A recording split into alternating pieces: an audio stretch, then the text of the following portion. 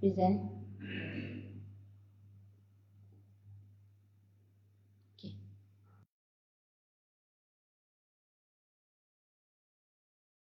Okay. Oh, okay. Okay, bismillahirrahmanirrahim. Assalamualaikum. Selamat pagi. Okay, tanpa melengahkan masa sebab dah lambat kan. So, hari ni saya, Mani Hamid Masa, dietitian daripada IAIM Medical Specialist Center, ingin berkongsi tentang tips diet dan darah tinggi ataupun hypertension. Okay, actually hypertension tu sama je lah, maksud dia darah tinggi. Okay, jom kita tengok apa tips diet dengan darah tinggi ni kan. Okay, sebelum kita start, kita kena tahu dulu apakah tekanan darah tinggi. Okay, tekanan darah tinggi ni ataupun kita panggil hypertensi atau hypertension, dia berlaku apabila tekanan darah kita tu melebihi bacaan normal untuk satu jangka masa yang lama lah. So basically tekanan darah yang optimum 120 per 80 mm mercury kan. Okay, so tekanan sistolik, kalau kita akan tengok tekanan sistolik ni biasanya bilangan yang lebih tinggi 140 lah. Ini adalah bacaan yang dekat atas tu, tekanan sistolik. Tekanan darah diastolik tu, tekanan yang dekat bawah tu lah. So bilangan yang lebih rendah, contohnya macam 75, bacaan dia 75. So kalau kita tengok dekat sini, table kita ada blood pressure kategori, kalau yang normal tu macam kita cakap tadi 120 per 80. So sistolik bacaan yang dekat atas, diastolik bacaan yang dekat bawah tu. Okay.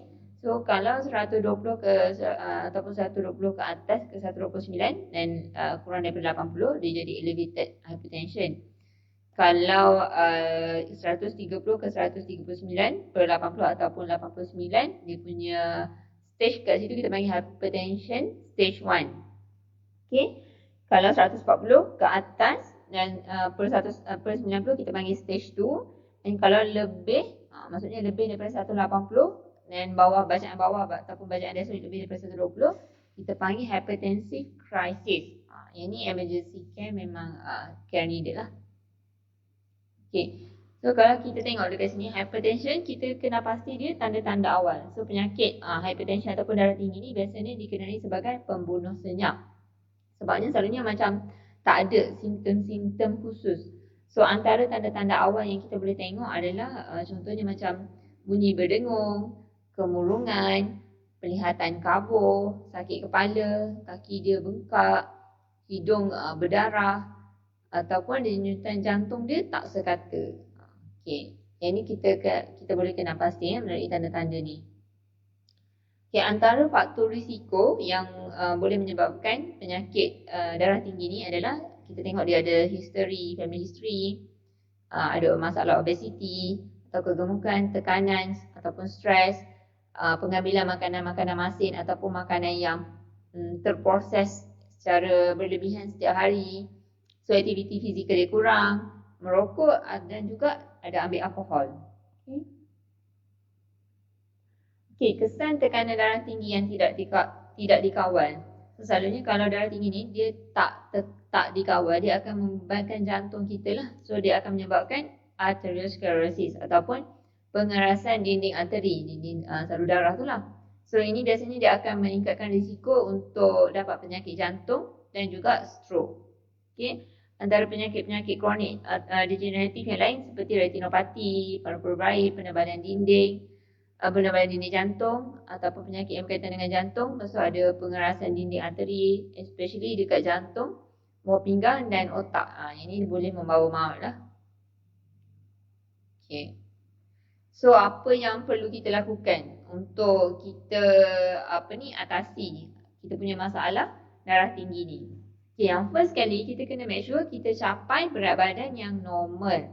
So berat badan yang berlebihan dia akan meningkatkan risiko seseorang individu tu untuk mendapat penyakit darah tinggi.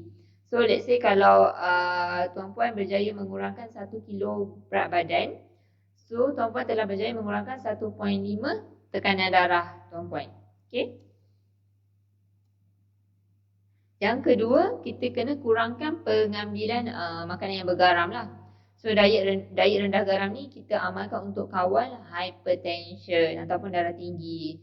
So biasanya kita akan kurangkan pengambilan garam kepada 1 sudu teh sehari. So kat sini kita boleh tengok elakkan pengambilan makanan yang tinggi garam seperti kalau kita tengok dekat jadual table ni kita ada makanan tinggi garam. Contoh makanan tinggi garam kita ada daripada makanan yang yang ada perisa makanan, makanan yang dikeringkan, makanan terproses ataupun dalam tin dan makanan ringan. Okey, untuk perisa makanan, contoh makanan yang ada perisa makanan macam contoh garam, kicap, belacan, budu cencaluk, sos tiram, sos cili, sos tomato, MSG, MSG ni Ajinomoto lah ataupun monosodium glutamate. Dan cube ayam yang kita makan, stok-stok makanan, tauco, perencah segera dan juga mayonis. Okey, yang ni daripada perisa makanan.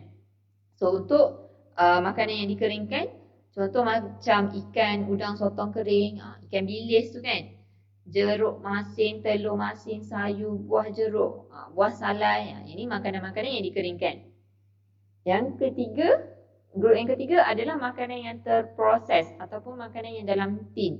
Contoh macam yang dalam tin, sardin dalam tin, sayur-sayur yang dalam tin tu, kacang baked beans kan, kacang panggang, peas, daging ataupun sambal yang dalam tin, sup dalam tin, sausage, nugget, fish ball, fish cake, yang tu makanan yang terproses lah. Sama juga fast food, KFC, McD, pizza, Subway tu semua makanan yang terproses, yang tu sangat tinggi garam. Okay.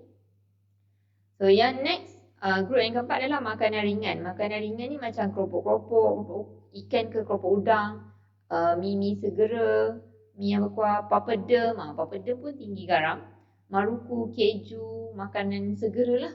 Semua yang orang kata apa, junk food tu kan. So pati daging, pati ayam semua tu, yang tu tinggi garam. So korang boleh tuan-puan boleh tengok apa makanan yang boleh lead tu darah tinggi tu. Mungkin dekat sini memang kita selalu makan, tapi kita tak perasan kan. So dan kita tertanya-tanya kenapa kita punya tekanan darah tinggi masih lagi sama kan. Sebab salah satu sebabnya adalah antara makanan-makanan yang kita ambil ni lah. So kita kena tengok balik, recall balik apa yang kita ambil tu kan. Okey, yang ketiga, kurangkan makanan yang tinggi kolesterol. So makanan yang tinggi kolesterol ni kalau boleh kita elakkan lah. So contoh macam elakkan makanan yang tinggi kolesterol. Contoh makanan yang seperti organ dalaman lah, otak, hati, usus limpa, kuning telur ikan, yang tu tinggi kolesterol. Yang kedua, hadkan pengambilan makanan laut. Contoh makanan laut, udang, ketam, sotong, kerang ataupun seafood kepada 1 kali sebulan. Macam udang tu selalunya dia tinggi kolesterol, selalunya dekat kepala dia lah. Kepala dia kandungan kolesterol sangat tinggi. Yang ketiga, kita pilih susu dan hasil tenun susu yang rendah lemak. Ambil yang low fat lah. Ataupun yang skim milk. Skim milk tu maksudnya tanpa lemak. Yang keempat, elakkan makanan yang tinggi lemak tepung lah. Makanan yang tinggi lemak tepung ni contoh macam santan, minyak sapi, mentega, lemak-lemak pada daging ataupun kulit ayam lah. Yang tu kalau boleh, cuba elakkan. Dan yang last sekali, kita utamakan cara masakan yang rendah ataupun kurang lemak lah. So contoh cara masakan yang sihat kan, contoh macam kukus ke, steam line, bakar, grill, panggang, rebus ataupun sup-sup. So kita masak tu pun kita try kurangkan penggunaan minyak. Okay. Yang ni antara tips-tips yang kita mesti ikut lah. Yang first kali kita elakkan atau hadkan pengambilan alkohol. Kita tangani ataupun manage kita punya stres dengan baik. Yang ketiga, kita tingkatkan aktiviti fizikal ataupun senaman lah. So at least kita buat aktiviti fizikal ataupun senaman at least 20 ke 30 minit 3 kali seminggu. Sebab apa? Sebab actually senaman ni dia boleh bantu menurunkan tekanan darah sebanyak 10/8 hipertensi dan 2/3 normal tensi. Okay. Yang keempat adalah berhenti merokok. Okay, kalau kita tengok sebatang rokok ni dia akan meningkatkan tekanan darah sebanyak 5 ke 10 dalam masa 30 minit. So before nak isap rokok tu, so fikir dulu lah sebelum nak merokok tu, especially untuk yang lelaki. Okay. Okey. Okey, selain daripada tu, terdapat juga garam-garam yang tersembunyi. So kalau contoh kita beli makanan, kita boleh tengok dekat dia punya apa tu? Ingredient dia tu kan. So ingredient dia tu dia ada tulis. Kadang-kadang dia tak tulis directly garam. Dia ada nama lain bagi garam. So yang ni kita boleh tengok dekat situ. So contoh nama lain bagi garam, contoh kan. Yang pertama ni monosodium glutamate, MSG. MSG ni selalu orang panggil Ajinomoto lah. So Ajinomoto ni dia digunakan sebagai perisa tambahan kepada makanan. Okay. Antara yang lain kita ada baking soda, baking powder. Yang tu kita buat kek kan ataupun biskut kan. Yang ni kita gunakan untuk buat kek ataupun biskut. So kita ada juga disodium phosphate. Yang ni digunakan dalam bijirin segera masak dan keju yang terproses. Okay. Ada juga sodium alginate. Yang ni digunakan dalam susu bercoklat dan juga aiskrim. Okey, selain daripada tu ada sodium benzoate. Yang ni digunakan sebagai bahan pengawet dalam sos dan salad dressing. So kalau tengok dekat mayonnaise ataupun salad dressing ataupun sos, kita tengok ada tak sodium benzoate ni. Okey, yang ni garam yang tersembunyi. So another type of garam, sodium hydroxide. Sodium hydroksida ni digunakan dalam pemprosesan makanan untuk melembutkan kulit buah zaitun dan juga sesetengah buah-buahan dan sayur-sayuran yang lain lah.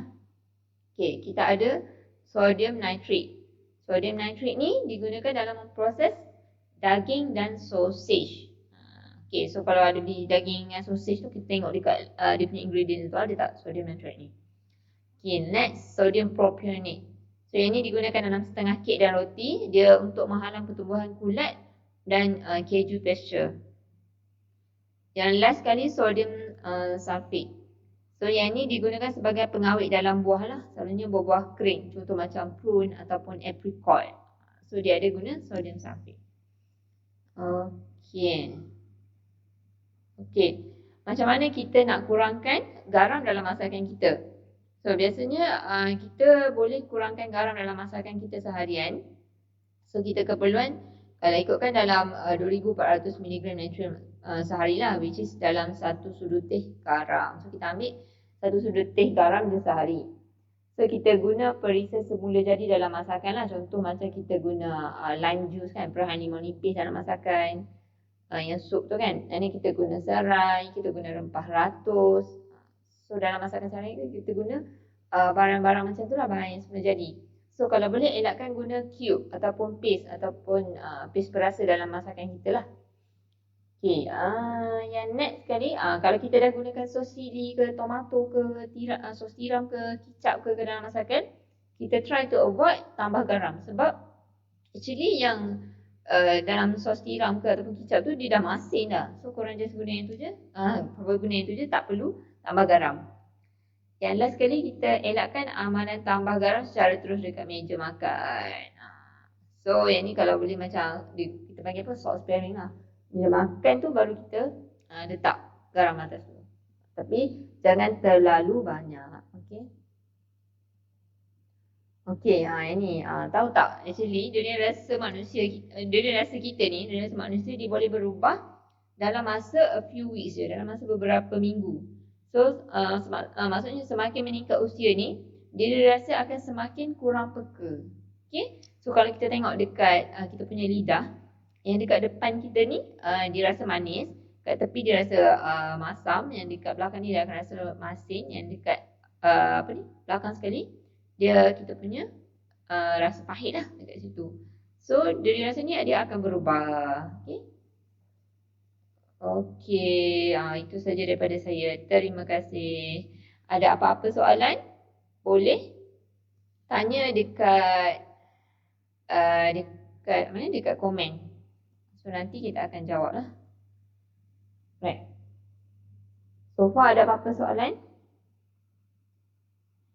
Okey, kalau tak ada apa-apa, nanti mungkin next boleh tengok semula dan boleh dapatkan info-info untuk diet ataupun pemakanan untuk membantu turunkan darah tinggi dekat kita punya apa ni FB Live hari ni lah.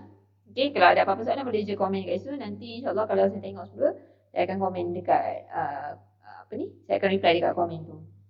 Okay, itu saja untuk hari ini. Terima kasih. Assalamualaikum.